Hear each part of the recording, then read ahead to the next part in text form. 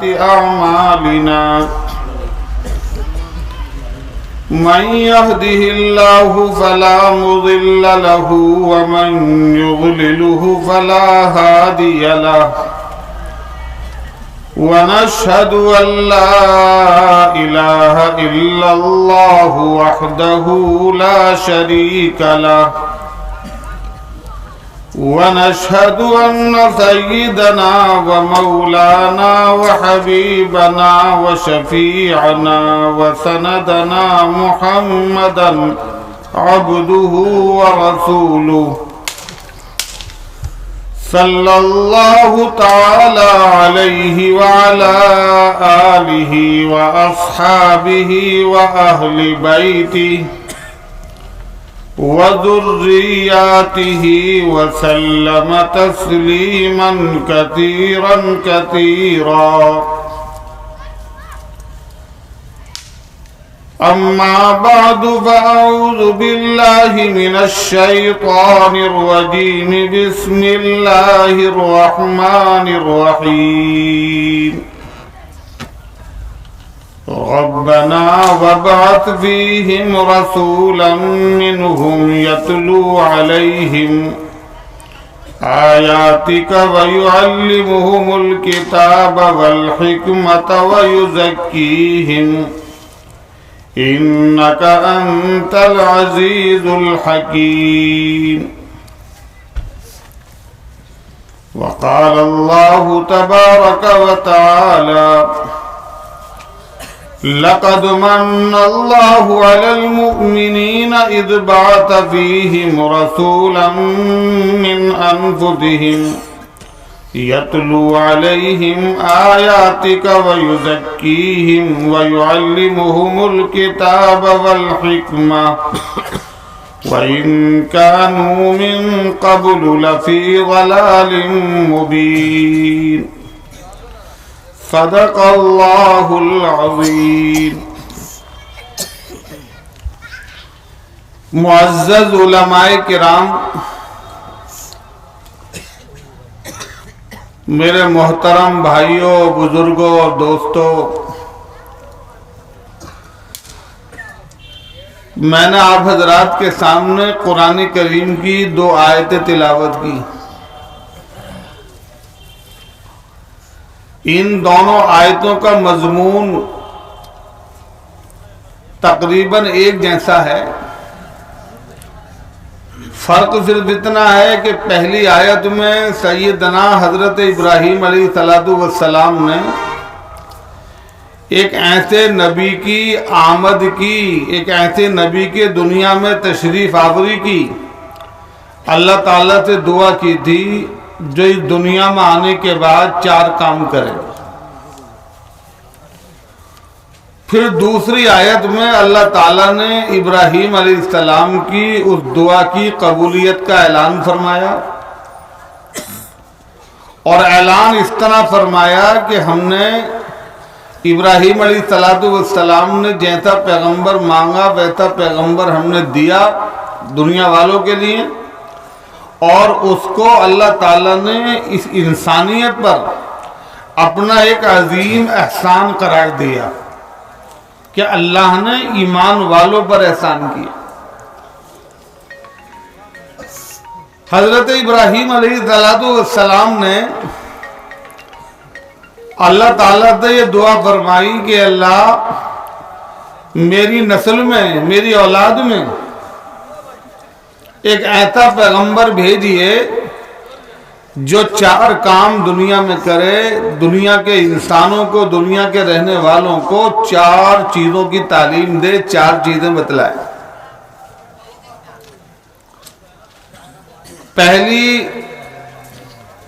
پہلا کام تو اس نبی کا یہ ہوگا کہ وہ اللہ کی کتاب کی آیتوں کی تلاوت کرے گا.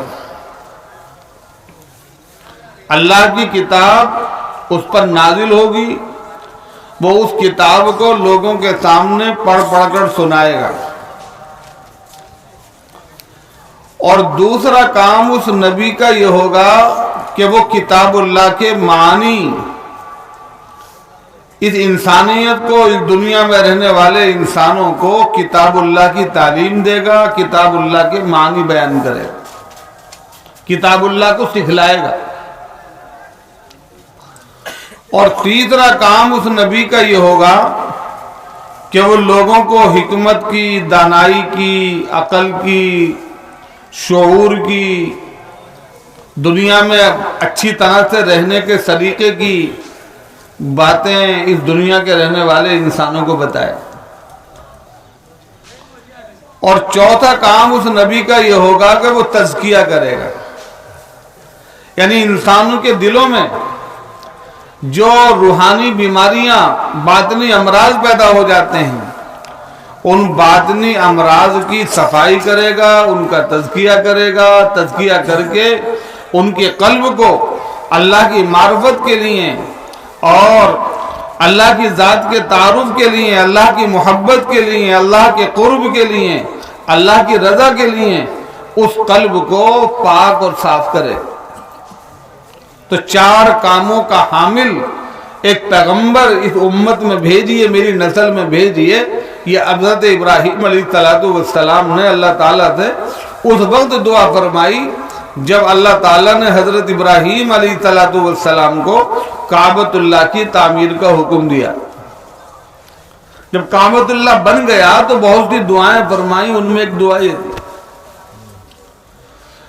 حضرت ابراہیم علیہ السلام کی دعا کی برکت کا فائدہ یہ ہوا کہ ان کے بعد آنے والے جتنے بھی نبی دنیا میں آئے وہ ان کی اولاد میں سے ہوئے۔ اللہ نے حضرت ابراہیم علیہ السلام کو دو بیٹے دیے، دونوں اللہ کے پیغمبر، ایک حضرت اسحاق علیہ السلام، حضرت اسماعیل علیہ السلام۔ اسحاق علیہ السلام کی اولاد میں سارے انبیاء بنی اسرائیل عیسیٰ علیہ السلام تک، اور اسماعیل علیہ السلام کی اولاد میں سرکار دو عالم احمد مجتبی محمد مصطفیٰ امام الرسل خاتم الانبیاء والمرسلین تاجدار مدینہ صلی اللہ علیہ وسلم۔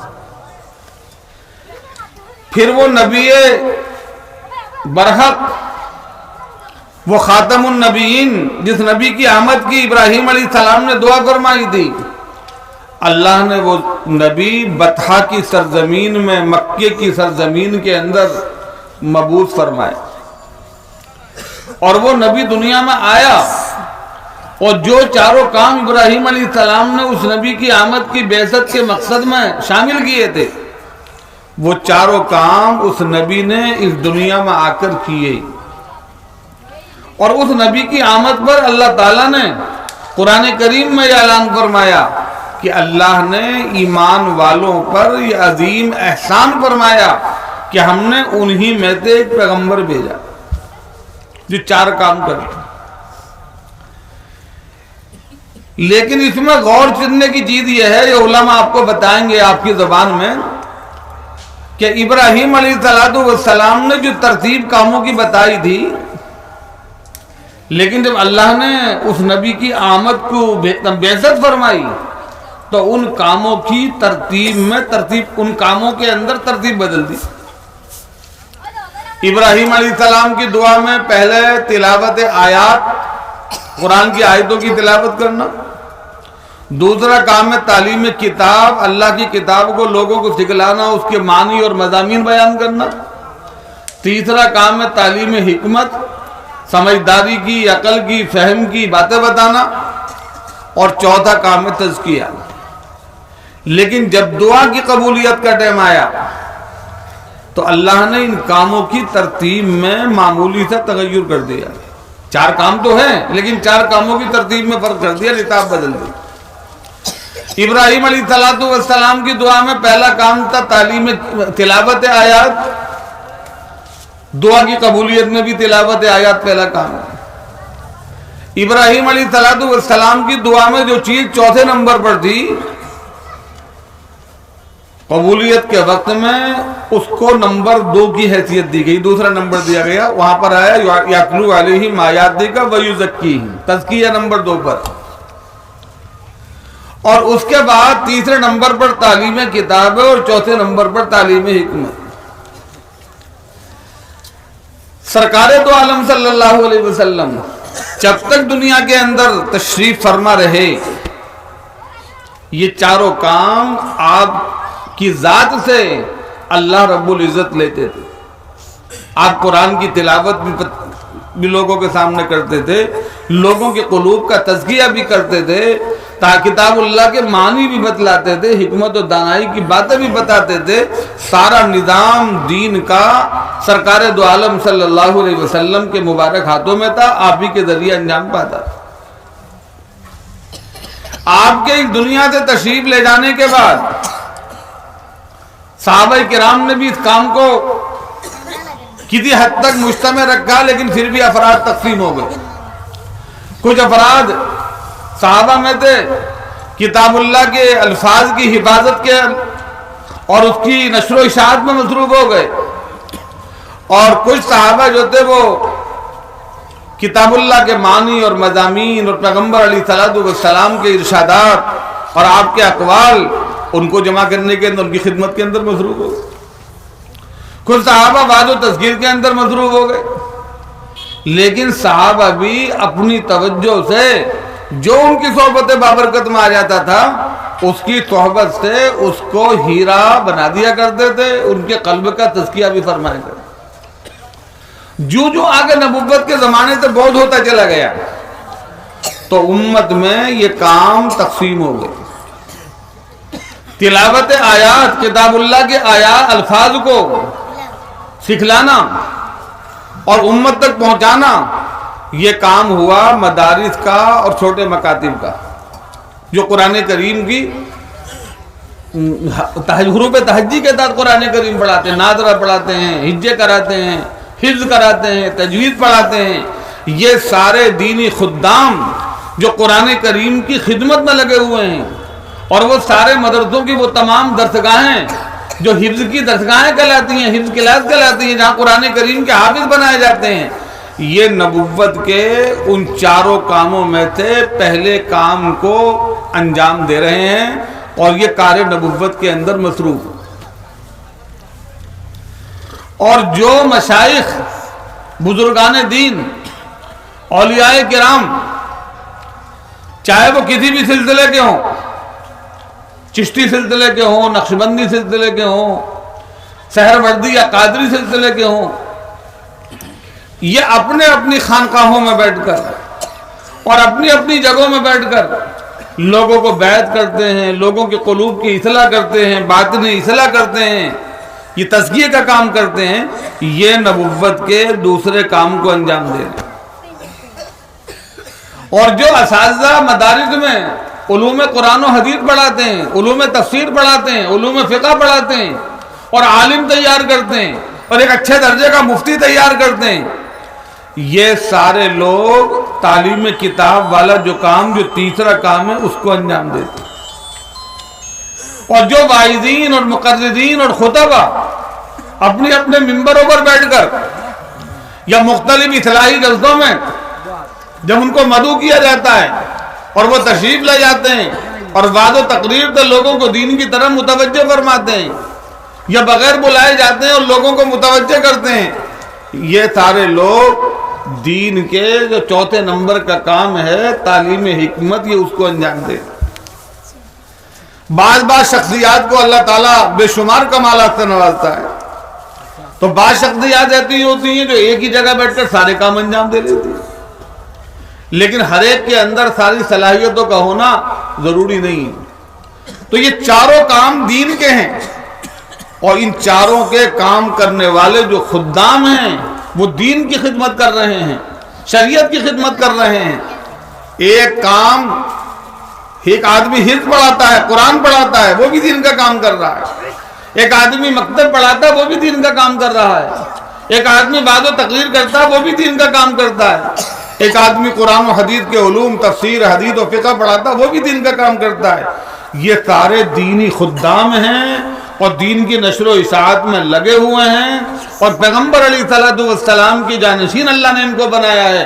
یہ اس جانشینی کا، وراثت انبیاء کا کام کر رہے ہیں، اور پیغمبر علیہ السلام کی وراثت کو دنیا والوں تک پہنچا رہے ہیں۔ ان چاروں قسم کے خدام کو ایک نظر سے دیکھنا چاہیے، ایک نگاہ سے دیکھنا چاہیے، ان کے درمیان فرق مراتب نہیں کرنا چاہیے، اور ان چاروں خدام میں بھی آپس میں رفیقانہ اور دوستانہ مراسم ہونے چاہیے، رقیبانہ ماحول نہیں ہونا چاہیے۔ ایک خادم کو دوسرے خادم کے بارے میں رقیب اپنا نہ سمجھے، ان کو رفیق سمجھے، اپنا معاون سمجھے، مخالف نہ سمجھے۔ جو لوگ مدارس کو سنبھالے ہوئے اور مدرسوں میں آپ کے نونہال بچوں کو دینی علوم سے آراستہ کرتے ہیں، وہ معمولی کام نہیں کر رہے ہیں۔ ہم افسوس یہ ہے، اور یہ دین کی ناقدری کہی ہے آج کے ماحول کے اندر، اور دین کی توہین کہی ہے، کہ آج اگر ہمارا بچہ حافظ قرآن بنتا ہے، قرآن پڑھتا ہے، مدرسے میں داخل ہوتا ہے، تو خاندان کے لوگوں کو، سماج کے لوگوں کو اتنی خوشی نہیں ہوتی۔ اور جس کا بچہ ڈاکٹر بن کر آتا ہے، انجینئر بن کر آتا ہے، پروفیسر بن کر آتا ہے، یا دنیا کی کوئی اور بڑی ڈگری لے کر آتا ہے، پورے گھر میں جشن ہو جاتا ہے، خوشی ہو جاتی ہے، سب لوگ اس کو مبارکباد دیتے ہیں کہ فلاں خاندان کا ایک لڑکا جو ہے وہ کلکٹر بن گیا، ایک لڑکا وہاں کا ڈی ایم بن گیا، ایس پی بن گیا۔ لیکن جو بچہ ہمارا حافظ بن کر آتا ہے، جس کے سینے میں قرآن کی دولت ہوتی ہے، جو بچہ ہمارا عالم اور فاضل اور مفتی بن کر آتا ہے، جو شریعت مطہرہ کا حامل ہوتا ہے، واقف کار ہوتا ہے، اس کے اوپر سماج میں خوشی نہیں ہوتی۔ یہ دین کی ناقدری نہیں تو کیا چیز ہے؟ اس کو توہین کس چیز کو کہا جاتا ہے؟ اسی کا نام تو توہین ہے۔ آپ کہیں گے صاحب ہم تو توہین نہیں کر رہے۔ ہاں آپ نہیں کر رہے، زبان سے آپ یہی کہیں گے ہمیں قدر ہے، لیکن عمل ہمارا یہ بتاتا ہے کہ ہم دین کے ناقدرے ہو گئے ہیں اس ماحول میں۔ ایک 5 سال کا 7 سال کا بچہ ہمارا اگر نرسری اسکول میں جاتا ہے، انگلش میڈیم اسکول میں، تو پورا گھر اس کے لیے تیار رہتا ہے، اس کی ڈریس تیار ہوگی، اس کا کورس تیار ہوگا، اس کا بستہ تیار ہوگا، اس کے لیے سواری کا انتظام ہوگا، صبح کو غسل کرنے کے لیے گرم پانی کا انتظام رہے گا، صابن اور تولیہ غسل خانے میں رکھی ہوئی ملے گی، رکشہ اس کے لیے تیار ملے گا، مہینے کی پہلی تاریخ کو اس کی فیس جمع ہوگی۔ اگر 2 دن آپ کی فیس تاخیر ہو گئی، لیٹ ہو گئی، تو آپ کے بچے کا نام کاٹ دیا جائے گا۔ اور ماں بھی اس کے لیے فکر مند ہے، بہنیں بھی فکر مند ہیں، بھائی بھی فکر مند ہیں، والد بھی فکر مند ہیں، چچا اور تایا اور خاندان کے دوسرے لوگ بھی فکر مند ہیں کہ صاحب ہمارا بچہ انگلش میڈیم اسکول میں پڑھتا ہے، کل کو یہ بہت بڑا ڈاکٹر اور بہت بڑا پروفیسر اور بہت بڑا ڈگری ہولڈر بن جائے گا، اور اگر اس کو نوکری مل گئی، جاب مل گئی، تو یہ سماج کا بہت بڑا آدمی بن جائے۔ لیکن جو بچہ ہمارا مدرسے میں پڑھنے جاتا ہے قرآن کریم، اس کے ساتھ ہمارے گھر والوں کا وہ رویہ نہیں ہوتا۔ یہ سب لوگ شہادت دیں گے، سارے علماء بیٹھے میرے، اس کے پیروں میں معمولی چپل ہوں گے، کپڑے بھی اس کے معمولی درجے کے ہوں گے، کبھی دھلے ہوئے ہوں گے، کبھی نہیں ہوں گے۔ اگر اس نے قاعدہ یا سپارہ یا قرآن کریم کا آپ سے مطالبہ کر دیا تو کہہ دیں گے بھی 2-4 دن کے بعد دیکھنا، خالد صاحب سے کہنا اپنے پاس سے پارہ دے دیں گے۔ پارہ لینے کے لیے 5 روپے 10 روپے ماں باپ کے پاس نہیں نکلتے۔ جو بچہ جو باپ دوسرے بچے کے لیے سینکڑوں روپے کی فیس دیتا ہے، یہ قرآن کی توہین نہیں ہے؟ کیا یہ دین کی ناقدری نہیں ہے؟ اس کا ہمیں اعتراف کرنا چاہیے۔ اور آج تو ہمارے حکومتی نظام کے اعتبار سے بھی بن گیا کہ ہمارے مدرسے کے پڑھے لکھے لوگوں کو دنیا کی حکومتیں پڑھا لکھا ہی نہیں مانتی۔ جو عالم فاضل کسی اسکول کی کلاس کا پڑھا ہوا نہیں ہے، اس کے بعد ڈگری نہیں ہے 10ویں کی 12ویں کی، تو اس کے پاسپورٹ پر اس کو پڑھا لکھا نہیں لکھا جاتا، اس کو لیبر میں لکھا جاتا، مزدور ٹائپ کا لکھا جاتا۔ لیکن ہونا ہمارا اپنی سوچ یہ ہونی چاہیے کہ ہمارے جس بچے کو قرآن کریم کا ایک پارہ یاد ہے، قرآن کریم کی ایک سورت یاد ہے، یا قرآن کریم پورا کا پورا اس کو سونے کے اندر محفوظ ہے، وہ کائنات کا، اس دنیا کا سب سے بڑا انسان ہے، کیونکہ اللہ کی کتاب کو اس میں محفوظ کر رکھا ہے۔ یہ تو ہمارا اپنا مزاج ہے سوچنے کا۔ جو بچہ ہمارا انگلش میڈیم اسکول میں جائے گا، وہ پروفیسر بنے گا، لیکچرار بنے گا، وائس چانسلر بنے گا، اس کی طرف سب کی توجہ ہوگی۔ اور جو بچہ ہمارا مدرسے میں جائے گا، وہ مدرسے کا مدرس بنے گا، مکتب چلائے گا، امام بنے گا، اس کی انکم کم ہوگی، اس سے اپنا گھر کا خرچہ نہیں چلے گا، اس لیے اس کو ہم حقیر نگاہوں سے دیکھتے ہیں۔ اب یہ تو سوچنے کا ایک معیار ہے، ایک دوسرا معیار سوچنے کا اور ہے، اسے بھی غور کر لیجیے۔ جو بچہ ہمارا نرسری کلاسوں میں انگلش میڈیم اسکول میں جاتا ہے، کوئی 5ویں پڑھ کر چھوڑ دیتا ہے، کوئی 4تھی پڑھ کر چھوڑ دیتا ہے، کوئی 8ویں کلاس پڑھ کر چھوڑ دیتا ہے، کوئی 10ویں کلاس پڑھ کر چھوڑ دیتا ہے، پھر آگے جا کر وہ مزدوری کرتا ہے، اپنا کام کرتا ہے، اپنی کھیتی باڑی کا کام کرتا ہے۔ 2% بچے، 2% بچے ہمارے اوپر کی کلاسوں میں پہنچتے ہیں اور وہ ان کو سرکاری نوکری یا ملازمت یا اچھا روزگار انہیں مل پاتا ہے۔ لیکن جس دن وہ اسکول میں جاتا ہے، جس کے لیے آپ بھاگے پھرتے ہیں، اس دن سے آپ کے لیے کوئی فائدہ وہ بچہ نہیں کرتا۔ وہ آپ کو صحیح طریقے سے سلام کرنا نہیں جانتا، وہ آپ کا ادب و احترام نہیں کرتا، وہ یہ پہچانتا نہیں کہ ماں کے کیا حق بنتے ہیں اولاد پر اور باپ کے کیا حق بنتے ہیں، وہ نہیں جانتا کہ میرے بڑے بھائیوں کے اور میرے خاندان کے بڑے لوگوں کے میرے اوپر کیا حقوق بنتے ہیں، وہ نہیں جانتا کہ میرے پڑوس کے لوگوں کے میرے اوپر کیا حقوق بنتے ہیں، وہ اپنے اللہ کو، اپنے پروردگار کو نہیں پہچانتا کہ میرے پروردگار کے پیدا کرنے والے کے میرے اوپر کیا حقوق بنتے ہیں، یا جس نبی کی میں امت میں ہوں وہ نبی کون ہے، اس کا کیا نام ہے، اس کے والد کا نام کیا ہے، اس کی ماں کا نام کیا ہے، اس کے خاندان، کس خاندان کا وہ نبی ہے، خاتم نبی ہے، برحق نبی، آخر الزماں ہے، نہیں جانتا۔ اس نبی کے امتی کے اوپر کیا حقوق بنتے ہیں وہ بچہ نہیں جانتا۔ اور تعلیم کا حال یہ، کوئی 10ویں پڑھ کر چھوڑ دے گا، کوئی 8ویں پڑھ کر، کوئی 5ویں پڑھ کر، پھر اپنے پرانے جو گھریلو آبائی کام اس میں لگ جاتا ہے۔ لیکن جو بچہ ہمارا مدرسے میں پڑھنے جاتا ہے اور پہلے دن استاد اس کو سکھلاتا ہے کہ بیٹا جب اپنے گھر جانا تو سلام کرنا اپنے والد کو، اپنی والدہ کو سلام کرنا، اپنی بہنوں کو سلام کرنا، اس کو السلام علیکم کا کلمہ سکھلایا جاتا ہے، اس کو بسم اللہ الرحمن الرحیم یاد کرائی جاتی ہے۔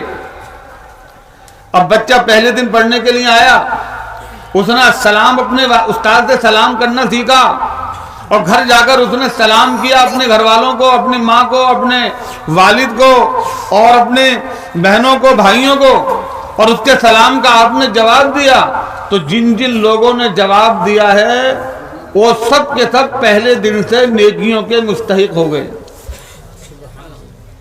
پہلے دن سے مدرسے میں پڑھنے والے کا پروفٹ پہلے دن ملے گا۔ اگر آپ کے بچے نے بسم اللہ پڑھی اور بسم اللہ آپ نے سن لی تو اس بسم اللہ میں جتنے حرف ہیں ہر حرف پر 10 نیکیاں سارے گھر والوں کو ملیں گی، اور جتنے بار سنیں گے اتنی بار نیکیاں ملیں گی۔ اگر آپ کے بچے نے سورہ فاتحہ یاد کر لی الحمد شریف اور استاد نے یاد کرا دی، جب شام کو وہ گھر جاتا ہے، دن میں گھر جاتا ہے، آپ اس سے کہتے ہیں بھیا سناؤ کیا پڑھا تم نے، وہ الحمدللہ رب العالمین پوری سورت سناتا ہے، تو جتنے حرف سورہ فاتحہ میں ہیں ہر حرف کے بدلے 10 نیکیاں سننے والے کو ملیں گی، اور جتنی بار آپ سنیں گے اتنی بار ملیں گی۔ اب مدرسے میں جانے والا جو آپ کا بچہ ہے وہ آپ کے لیے آج ہی سے نفع کا ذریعہ بن گیا۔ انگلش میڈیم اسکول میں جانے والا آپ کا بچہ نفع کا ذریعہ نہیں بنا، اس کا نفع کب آپ کو ملے گا، کتنے سالوں کے بعد ملے گا، نہیں ملے گا، کچھ پتہ نہیں۔ اب آپ بتائیے کہ 2 کاروبار سامنے ہو، بزنس سامنے ہو، اور ایک بزنس کا نفع جو ہے پروفٹ بالکل نقد مل جائے، اور ایک بزنس کا پروفٹ جو ہے وہ پتہ نہ ہو، تو عقل مند آدمی کو کون سا بزنس کرنا چاہیے، کون سا کاروبار کرنا چاہیے؟ سمجھ رہے ہو؟ بتاؤ۔ جس میں نفع نقد ہو، جس میں نفع جلدی ہو، نقد ہو، وہ کاروبار اختیار کرنا چاہیے۔ کتابوں میں ایک واقعہ لکھا ہے کہ ایک بچہ یتیم جس کے والد کا انتقال ہو گیا، والد اس کا بہت گنہگار، اس گناہ کے نتیجے میں عذاب قبر کے اندر وہ مبتلا، قبر کے اندر بیوی اس کی حاملہ امید سے تھی، باپ کے انتقال کے بعد وہ بچہ پیدا ہوا، ماں اس کی بیوہ تھی، وہ اپنے بچے کو اچھے اسکول اور کالج میں نہیں پڑھا سکتی تھی، اس کے باپ کا سہارا اس بچے کے سر پر نہیں تھا۔ ماں نے اس کو اپنے گاؤں کے مکتب میں، مسجد کے مکتب میں، اپنے گاؤں کے قاری صاحب اور حافظ جی کے پاس بچہ بھیج دیا۔ حافظ جی نے اس کو سینے سے لگایا کہ یتیم بچہ ہے، کل کو میرے لیے جنت کا سہارا بنے گا۔ ہمارے جو اساتذہ ہیں، جو علماء ہیں، جو حفاظ ہیں، جو دینی خدام ہیں، ان کا دل بڑا نرم ہوتا ہے۔ جس بچے کا کوئی سہارا نہیں ہوتا، وہ ماں باپ اس کا سہارا بنتے ہیں، اس کی ساری ضرورتوں کا انتظام کرتے ہیں، اس کو سینے سے لگاتے ہیں، اور زندگی کا ایک بہترین انسان اس کو بنایا جاتا ہے۔ استاد نے سینے سے لگایا، سر پر دست شفقت رکھا، اس کو مانوس کیا، اور اس کے بعد میں اس کو بسم اللہ الرحمن الرحیم یاد کرائی۔ چھوٹا بچہ پہلی بار پڑھنے کے لیے گیا، اس نے ٹوٹے پھوٹے الفاظ کے اندر بسم اللہ الرحمن الرحیم پڑھی، صحیح طریقے سے تلفظ بھی ادا نہیں ہوا۔ تو کتابوں میں لکھا ہے کہ جب اس کے بچے نے بسم اللہ الرحمن الرحیم پڑھی تو اللہ نے اس کے باپ کی قبر پر جو عذاب ہو رہا تھا وہ عذاب ہٹا دیا، اور عذاب کے فرشتوں سے کہا کہ جس کا معصوم بچہ مجھے رحمان الرحیم کہتا ہو، اس کے باپ کو میں عذاب قبر کر دوں، یہ میری غیرت کے خلاف ہے۔ تو دیکھیے چھوٹے بچے نے اپنے باپ کی قبر سے عذاب ہٹوا دیا بسم اللہ پڑھنے کے نتیجے میں۔ تو دینی تعلیم کا نفع جو ہے وہ نقد ہے۔ میں نہیں کہتا کہ آپ کا بچہ مدرسے میں جانے کے بعد بہت بڑا عالم بن جائے گا، لیکن جتنا پڑھے گا وہ زندگی پر کام آئے گا۔ سورہ فاتحہ اتنا یاد کیے زندگی پر نماز میں پڑھے گا، نماز کی ہر رکعت میں پڑھے گا۔ اتنا الحمد شریف اما پارا یاد کیا وہ صورتیں پڑھے گا، وہ اتنا قرآن کریم محفوظ کر لیا سینے میں، وہ صورتیں قرآن کریم کو پڑھے گا۔ تو جتنا پڑھے گا وہ آپ کے دنیا میں بھی کام آئے گا، آخرت میں بھی کام آئے گا۔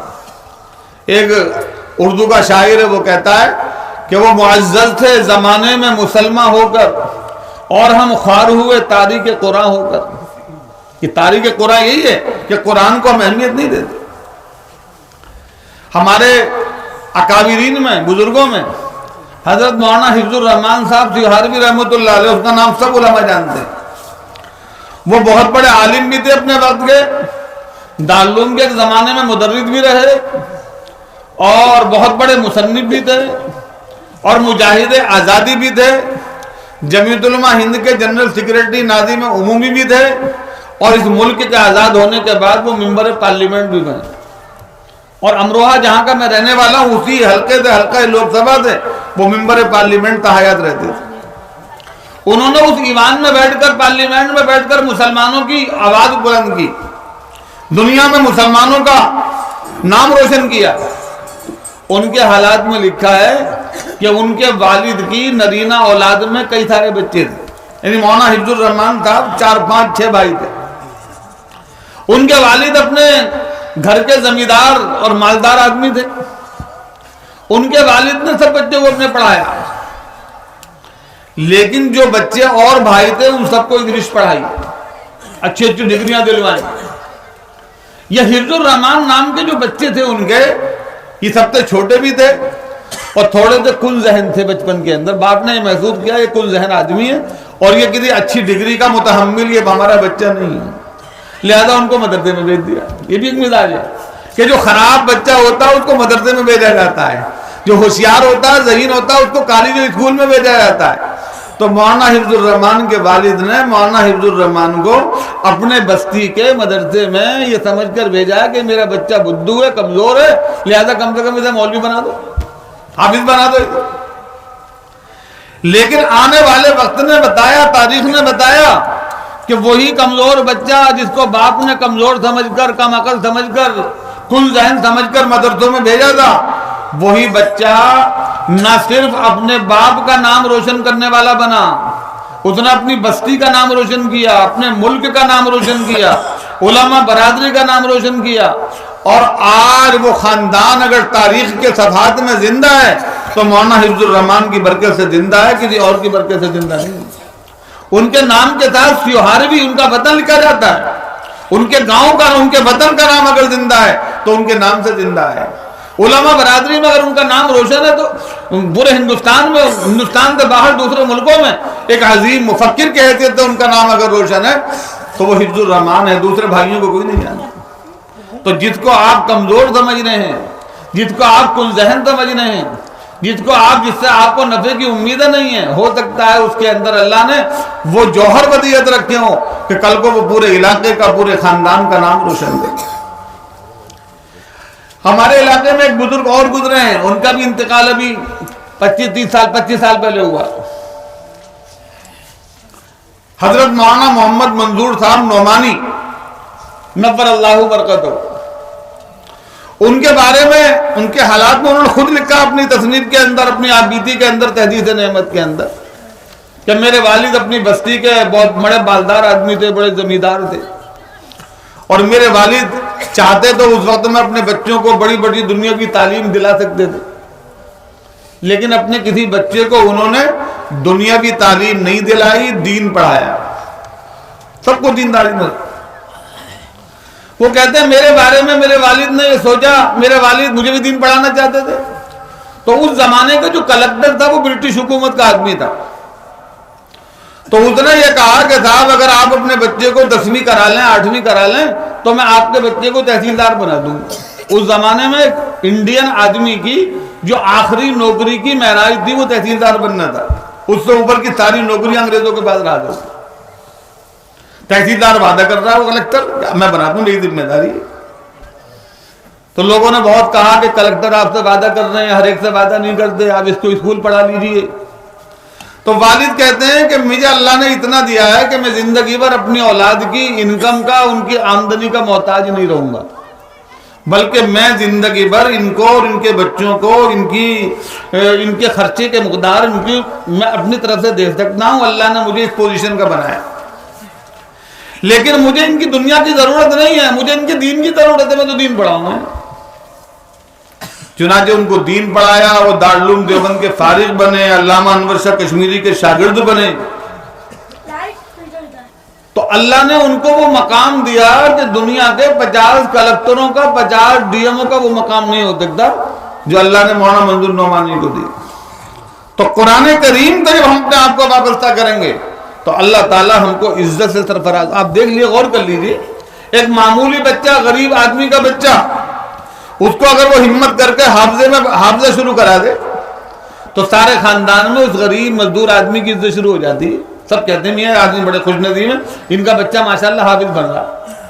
اس کو چارپائی پہ بٹھاتے ہیں، عزت سے باتیں کرتے ہیں، 4 آدمی آتے ہیں، تعارف کراتے ہیں کہ ان کا بچہ ماشاءاللہ حفظ کر رہا ہے، ابھی حافظ ہوا نہیں ہے، ابھی حفظ شروع کیا ہے، لیکن اللہ نے پورے خاندان کو عزت عطا فرما دی. اور جب وہ حافظ بن جاتا ہے اور قرآن کریم کی دولت کو اپنے سینے کے اندر محفوظ کر لیتا ہے تو اگلے 2 مہینے میں رمضان آ رہا ہے. آپ رمضان کے اندر جب رمضان کے تراویح کا وقت آئے گا تو تراویح کی امامت کوئی کالج اور اسکول کا ڈگری ہولڈر نہیں پڑھائے گا. تراویح کون پڑھائے گا؟ وہ غریب کا بچہ پڑھائے گا جس کے سینے میں قرآن کریم ہوگا. بڑے بڑے ہم نے اپنی دلی میں اور بنگلور میں، بمبئی میں دیکھا کہ بڑے بڑے مالدار آدمی، کروڑ پتی، ارب پتی آدمی حافظ قرآن کو اپنی کوٹھی پر رکھتے ہیں، تراویح پڑھتے ہیں اس کے پیچھے، اور پورے مہینے اس کی خدمت کرتے ہیں. اس کی ہر بات کا سمان رکھا جاتا ہے، عزت دی جاتی ہے ان کو. حافظ صاحب کیا کھائیں گے آپ؟ سحری میں کیا لیں گے؟ آپ کی طبیعت کیسی ہو رہی ہے؟ آپ سست کیوں ہو رہے ہیں؟ کسی دنیا کے یونیورسٹی کے ڈگری والے کو تراویح کا موقع، مصلی پہ کھڑا ہونے کا موقع نہیں ملتا ہے. اس لیے کہ وہ مصلی سرکار دو عالم صلی اللہ علیہ وسلم کا مصلی ہے. اس مصلی پہ وہ کھڑا ہو سکتا ہے جس کے سینے میں اللہ کی کتاب محفوظ ہوگی. یہ امت کی قیادت، پیشوائی، یہ اللہ نے اس غریب کے بچے کو عطا فرمائی. کس بنیاد پر عطا فرمائی؟ اس بنیاد پر عطا فرمائی کہ اس نے اپنے سینے میں قرآن کریم کو محفوظ کیا، قرآن کریم کا وہ حافظ بنا. تو ہم اپنے بچوں کو دین پڑھائیں. دین پڑھانے کا فائدہ یہ ہوگا کہ اس کا پروفٹ ہمیں نقد ملے گا. جتنے لوگ اس کے پڑھنے کی قدر کریں گے، اس کی علم کے اوپر خوش ہوں گے، اس کے کام کے اوپر سارے اجر و ثواب کے مستحق ہوں گے۔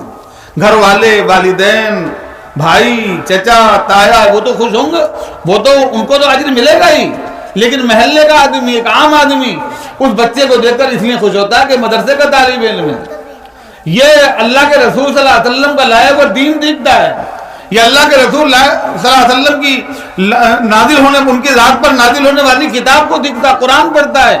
جو آدمی اس بچے سے محبت کرے گا وہ سب کا سب اجر و ثواب کا مستحق ہوگا۔ یہ مدارس، یہ مکاتب، یہ چھوٹے بڑے ادارے، دینی تعلیم کے ادارے، یہ سب کے سب اللہ کی کتاب کی خدمت کرنے میں مصروف ہوتے ہیں۔ یہ دین کی حفاظت کا ایک محفوظ قلعہ ہے، ایک ہتھار ہے۔ دین کی حفاظت کا کام اللہ تعالیٰ ان مدارس سے لیتا۔ لوگ سوال کرتے ہیں کہ مدرسے امت کو دیتے کیا ہے؟ مدرسے والے خالی چندہ کرتے ہیں، زکوٰۃ دو، فطرہ دو، فلاں دو، فلاں دو، یہ تو ہر وقت چندہ کرتے ہیں، ہر سال چندہ کرتے ہیں، سال میں کئی بار کرتے ہیں، یہ ہمیں کیا دیتے ہیں؟ یہ آپ کو ان مدرسوں کا کام ہے قرآن کی حفاظت۔ یہ آپ کو وہ چیز دیتے ہیں جو ختم ہونے والی نہیں ہے۔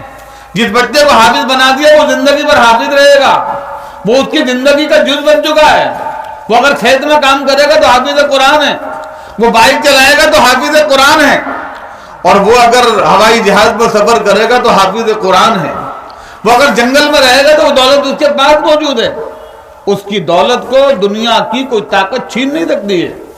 وہ پونجی مدرسے والوں نے آپ کو دی، وہ ہنر آپ کو دیا جو اس ہنر کا کوئی بدل دنیا کے اندر نہیں ہے۔ آپ جو کچھ دیتے ہیں مدرسے والوں کو، چاول کی شکل میں، اجناس کی شکل میں، پیسے کی شکل میں، اینٹ کی شکل میں، سیمنٹ کی شکل میں، لوہے کی شکل میں، وہ سب کا سب فنا ہونے والا، ختم ہو جاتا ہے۔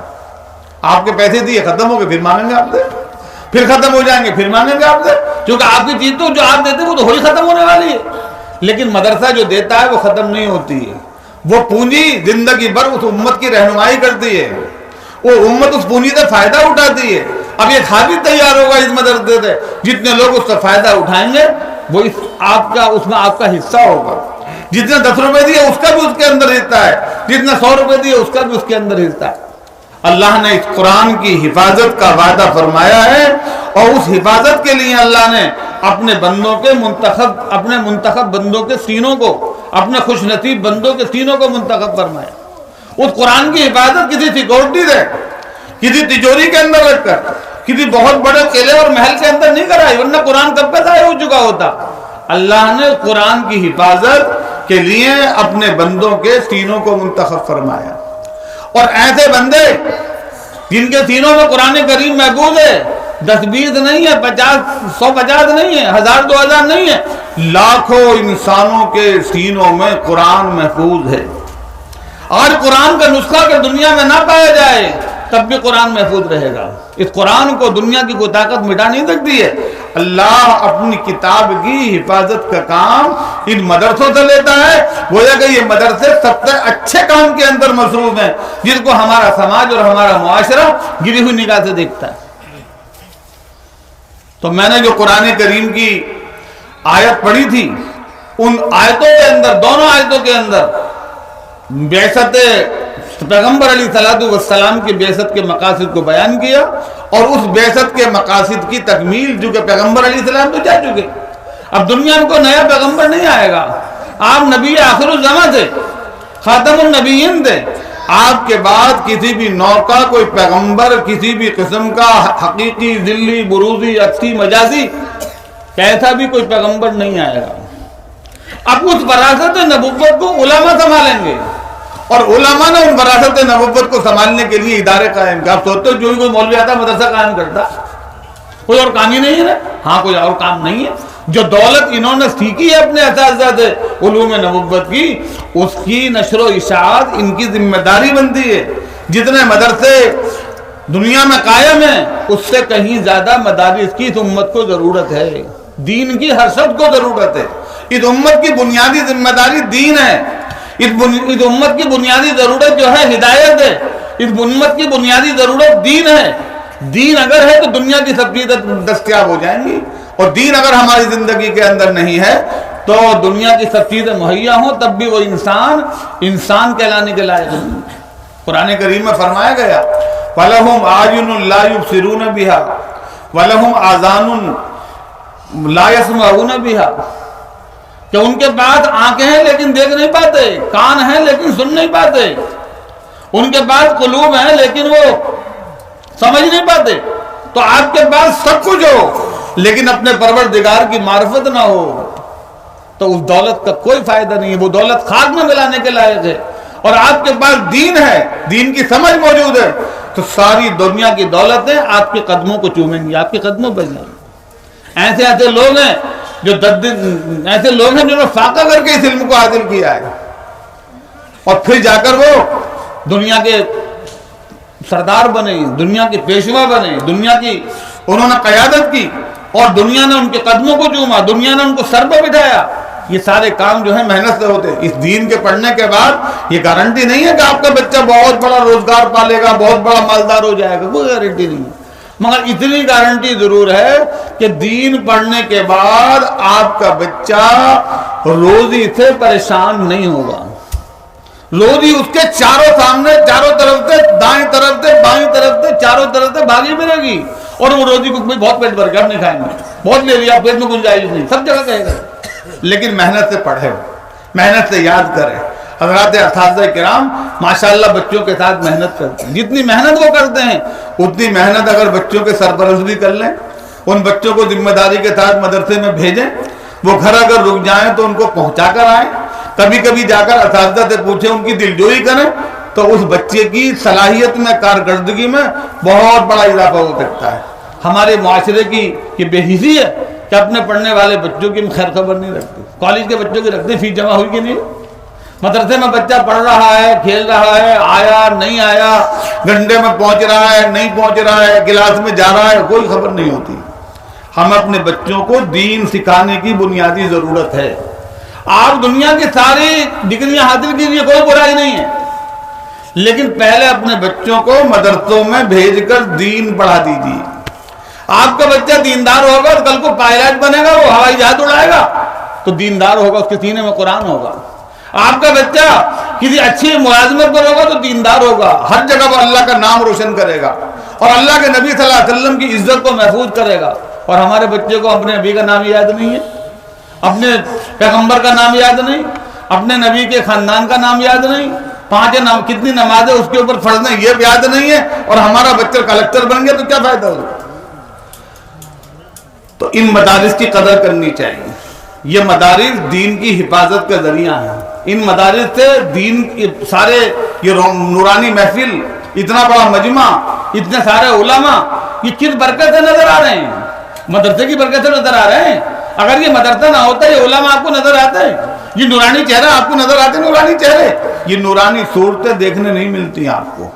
اس لیے ہر جگہ جہاں ضرورت ہو مکتب اور مدرسہ قائم کرنا چاہیے، اور اپنے بچوں کو پہلی فرصت میں دین پڑھانا چاہیے۔ ہمارے علاقے میں ایک داروغہ تھے، ایک ایسو صاحب، اب وہ جب صبح کو اٹھتے تھے تو پہلے نماز پڑھتے تھے اور پھر قرآن کریم پڑھتے تھے، قرآن کریم پڑھنے کے بعد پھر وہ ناشتہ کرتے تھے اور پھر اپنی ڈریس میں تیار ہو کر اپنی ڈیوٹی کو سنبھالتے تھے۔ کبھی انہوں نے اس اپنی ڈیوٹی کے اندر تخلف نہیں کیا۔ کسی نے پوچھا جی مسلمان تو اور بھی ایسے آتے ہیں، اور بھی بولتے سپاہی مسلمان ہوتے ہیں، تمہارا معمول اور ہے ان کا معمول اور ہے؟ تو فرمانے لگے میرے گھر والوں نے مجھے پہلے مدرسے میں پڑھایا، میرے اساتذہ نے مجھے یہ بتایا کہ صبح کو اٹھ کر نماز پڑھو، قرآن پڑھو، ناشتہ کرو، پھر اپنی ڈیوٹی سنبھالو۔ یا اور جو لوگ ہیں انہوں نے مدرسوں میں نہیں پڑھا، دین نہیں پڑھا۔ آپ کا بچہ دین پڑھ کے جب کسی عہدے کو سنبھالے گا تو اس عہدے کے اندر برکت ہوگی۔ اللہ تعالیٰ ان باتوں پر عمل کرنے کی توفیق عطا فرمائے۔ وآخر دعوانا الحمدللہ۔